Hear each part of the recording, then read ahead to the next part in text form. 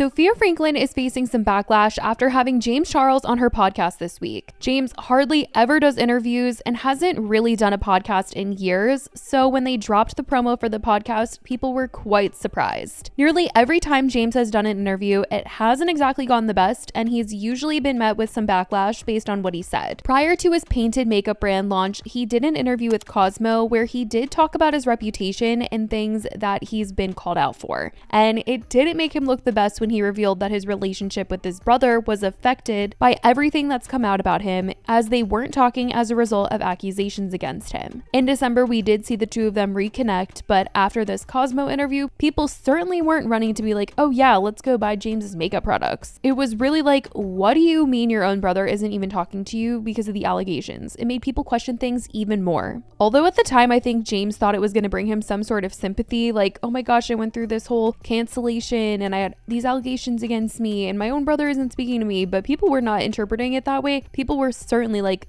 this is even worse than I thought. Your own family isn't even taking your side. So now that he was sitting down for another interview, it was unclear what was about to be discussed. Sophia said that she felt a need to take responsibility and be responsible by talking about the topic of what she called the situation. She asked him how he was doing with everything, which he said he was doing good and that everything had happened about 3 to 4 years ago, and called everything a blessing in disguise in terms of teaching him some lessons. I'm really good. The drama that happened was about 3.5, almost 4 years ago now. It'll be 4 years in April. And I'm at a really good mental place. It took me a long time to heal and get over and get through everything, but it's something that I will never forget about and have had to live with. But it's been such a blessing in disguise, truly, to teach me so many valuable life lessons about love, about business, about just my own personal safety and protection. And it was, a thing to go through,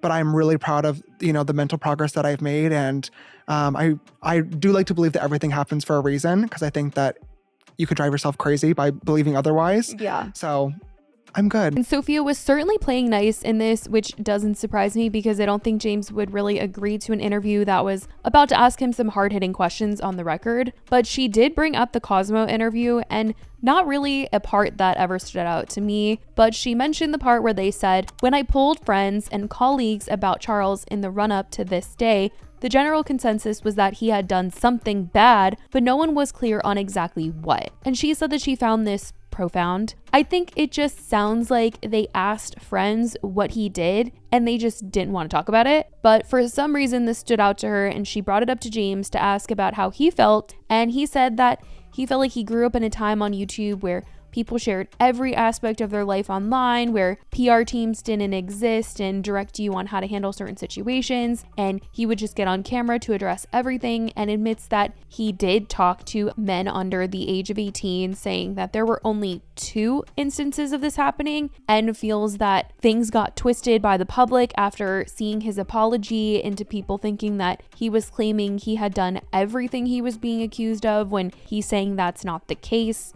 And I think that when I realized that like I had mentioned, I wanted to get online and have a conversation and apologize for what I did do, which is that when I was 21, I had conversations with 2 guys that told me they were 18. And after about an hour-long convo, I realized that they were lying and I blocked them, and that was it. One of the guys in the Cosmopolitan article that you mentioned literally admitted now years later that he did lie and that he wished he never did in the first place. Yep. But I think that when that got posted, somebody will post a video that'll quickly get turned into a viral tweet, a TikTok little snippet, one little clip from here or there, or an Instagram story. And, on social media, we all know that the most interesting or the most exaggerated or the craziest content is what's going to go viral.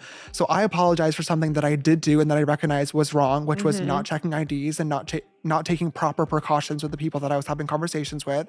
And I will forever admit that and be embarrassed by that and own that.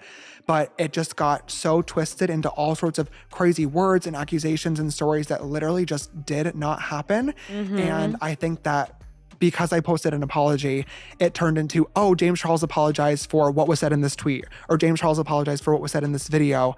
But that's not what it was. James went on to say that he felt that the only way to show that an apology was rooted in truth is through your actions, and claimed that he's been able to do that over the last couple of years, which I definitely think a lot of people would disagree with, but this is what James is claiming from his perspective. Yeah, it's such like a tricky topic. Like, I think that when you do, like, you need to show remorse and that you're sorry and own what you did. Yeah. But I think that like the only way to truthfully do that is over time through action. That's it. Like, I think that you need to show an apology rather than say an apology. Actions speak louder than words. Every time. Every single time. So I think like it's just a tricky road to go down, because there's never anything that you can truly say to fix it. I think you have to prove that you're sorry and realize what you did was wrong over time.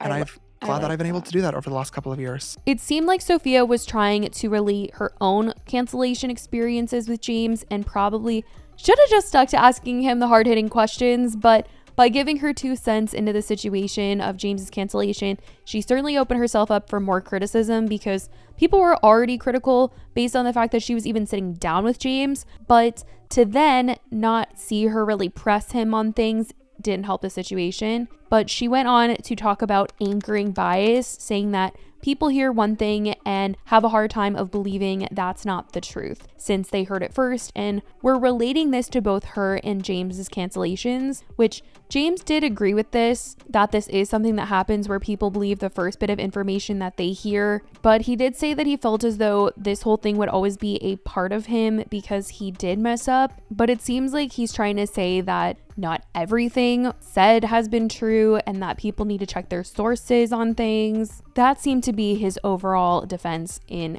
the whole episode. Anchoring bias, which basically means people tend to hold on to and believe the first piece of information they hear about something. Yeah.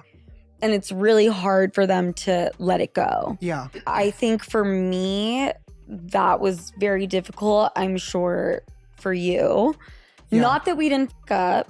I'm just saying, do you feel like this is something that will always be a part of your story and you? And Unfortunately, yeah, I do. And that sucks, but at the end of the day, it's my fault. So it is what it is. Like I said, I've moved past it. He went on to kind of blame the attention on his dating life for the reason why people have alternative motives when it comes to talking to him or posting about it, because it gets a lot of attention.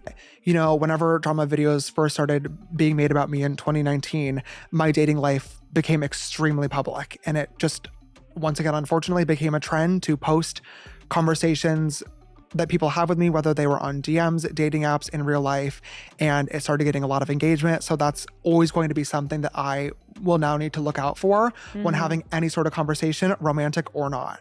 So I think like with that, it's just the same thing as like if you were a restaurant owner and you said, oh, Gordon Ramsay came in and said my food was and spit on it.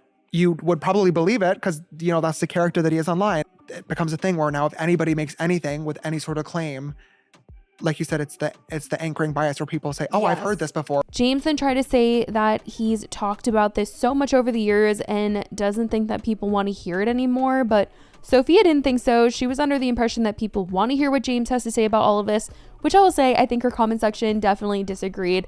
They didn't really love that she sat down with him and didn't want to hear him out. I think a lot of people already have their minds made up about James, and so for her to have done this, they were just like, this is not it. And I think James was willing to tell his side of the story again, but was probably anticipating what the comments were already going to be. I'm glad we talked. Like I said, I'm an open book. I have no problem talking about anything, but it's been years and I've talked about this so many times. Honestly, I don't think anybody gives a anymore. Not that they don't. Oh my God, that's bad wording too. Wait, why? Well, I mean, not that they don't care about what happened. I think that people don't want to hear me talk about it. No, the thing is, I think they do. Like people do anything that was big like that and made a splash. They do want to keep hearing it.